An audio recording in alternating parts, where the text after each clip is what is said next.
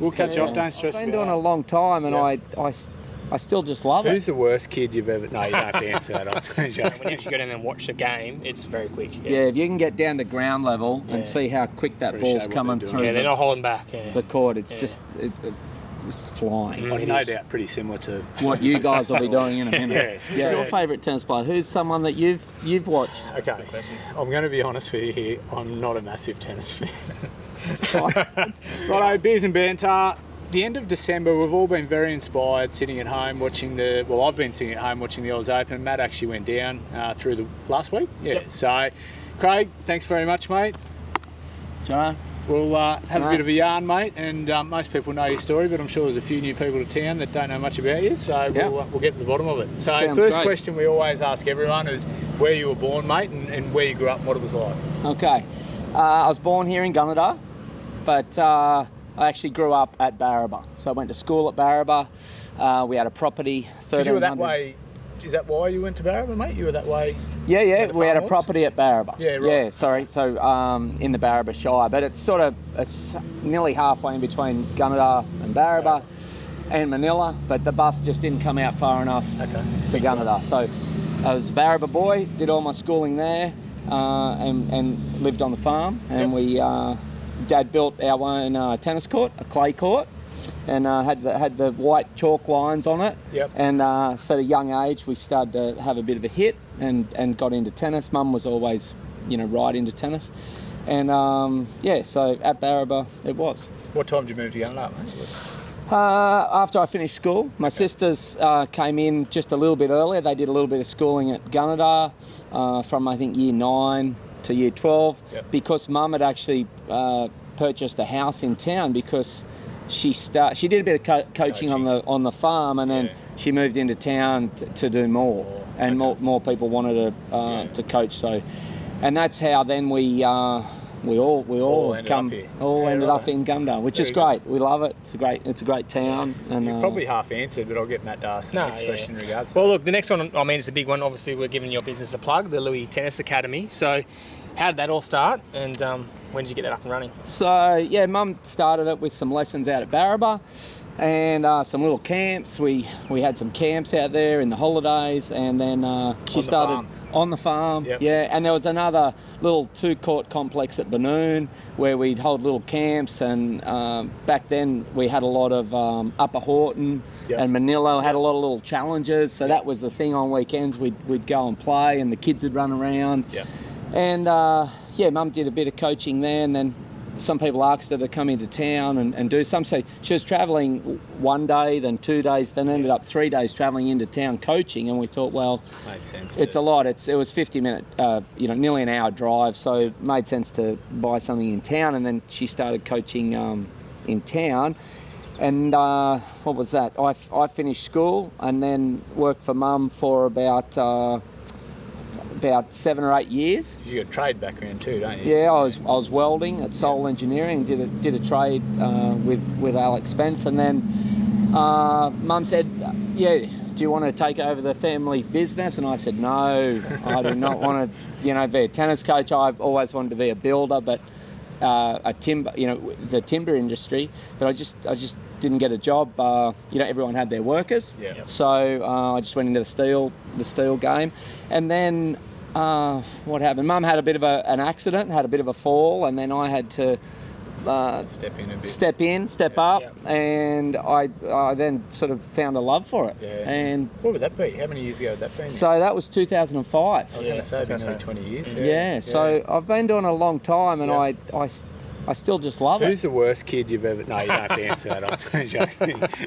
A couple come to mind. A few there that came straight away. How many kids do you have in your books, like, for a normal year? How many do you train? Got about 300. Yeah, wow. Probably, and then we do all the schools. You haven't had any of mine yet, so that probably answers that last question. Yeah, I've had Otis up at South. True. Yeah. You almost retired after that. No, we got on good.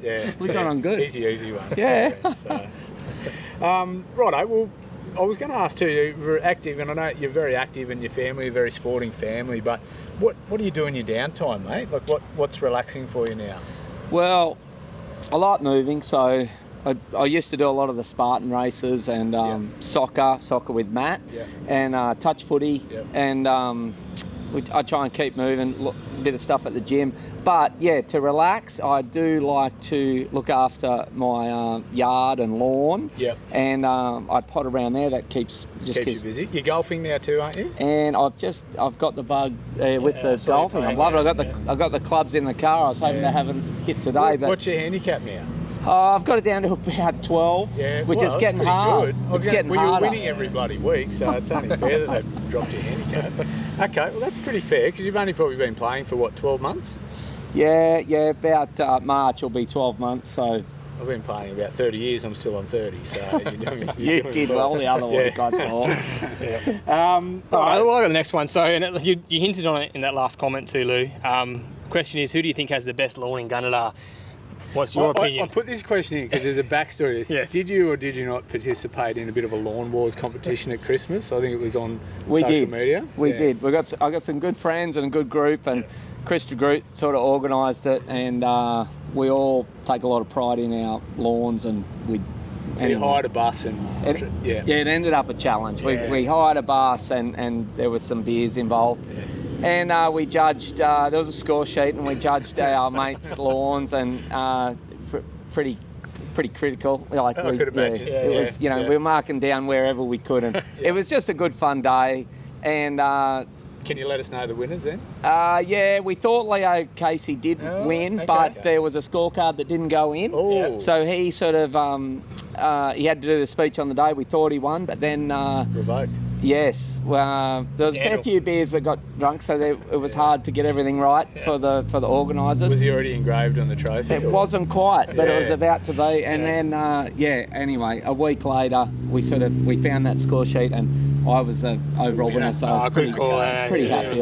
No brainer in my opinion. Well, I mean, they're all deserving. We're all pretty close. And I'm sure there would have been any banter around. Exactly. So, righto. Well, off the lawns, favourite tennis player or someone you've been involved with or got the chance to play with or some sort of story around your tennis career? Yeah, well, because you're a fair player yourself, obviously, as well. Yeah, my favourite player is Roger Federer. I try and mould a lot of things around him. I just think his mannerisms on court and the way he played the game was excellent. So I often try to coach the kids, to that sort of standard and try and get that humbleness. And there wasn't many people that didn't like him, was there? No, I thought he was really good. He was a great athlete, and even when he lost, he could sort of keep it together. His emotional control was pretty good. Exactly, so I just thought Federer is. You get to see him play a few times as well? Yeah, I was lucky. We got I think my son Mason got his signature when we watched him one year in Melbourne. And it was good to see him on court, just there. I'd imagine the ball is going all sorts of speeds in the flesh compared to, you can probably talk to that, Matt. Well, see, you don't realise how quick it is. Like on the TV, it's totally different. When you actually go down there and watch the game, it's very quick. Yeah, if you can get down to ground level and see how quick that ball's coming through. Yeah, they're not holding back. The court, it's just...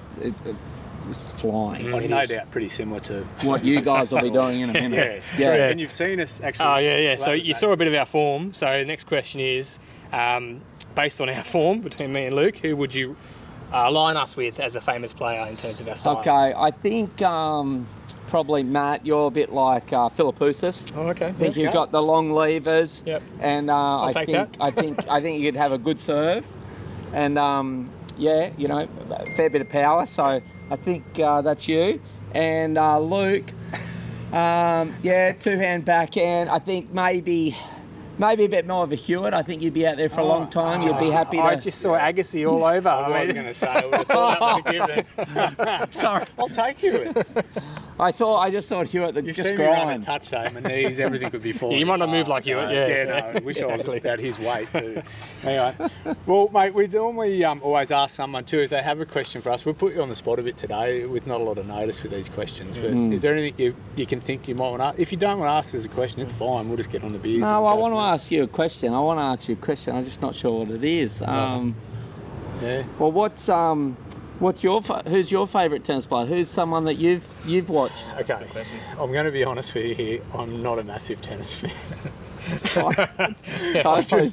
But I think you probably hit the nail on the head with Yeah, I'm probably old school. I'm going to say Pat Rafter, actually. Oh, when yes. he gets back to mannerisms and stuff, Federer was good, but, I like the old sorry, mate, all that sort of stuff. And I think it'd be good to see another Aussie in there with his mannerisms. I know. Yeah.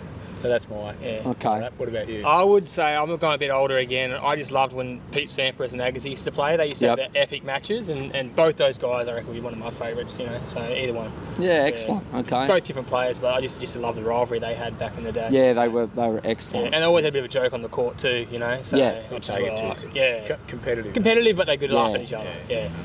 Right, we'll wrap it up. We'll go and have a couple of hits and one more beer or two. All right. Three. Sounds good. We'll go from there. Cheers, Cheers, mate. mate. Thanks, guys.